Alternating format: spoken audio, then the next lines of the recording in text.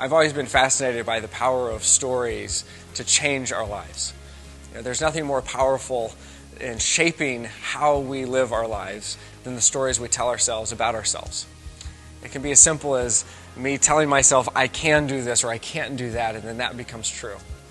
And you think about the football team that collects newspaper clippings to convince themselves that they are the underdogs, that nobody believes in them, that it's against all odds, and then they use that narrative to fuel their motivation and their drive to win.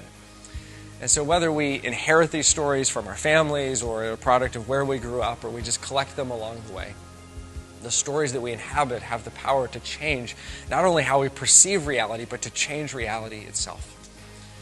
This week we're starting a new series looking at the story of the Exodus, this powerful story, this miraculous story of God calling His people, the people of Israel, out of enslavement and bondage in Egypt into a life of freedom, life with Him.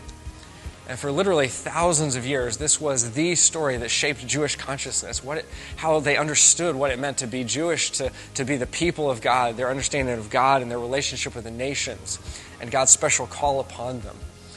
But it's not only a Jewish story, it's the human story. It's all of our story.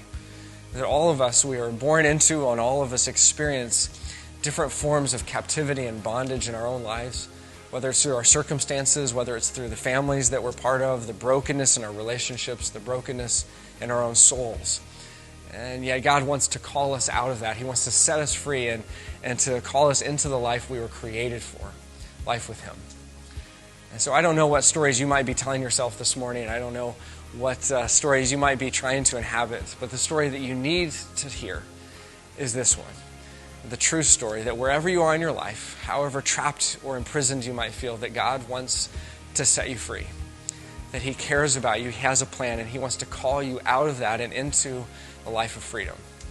And this is the story that He has for you. This is the story that He wants to make true in your life.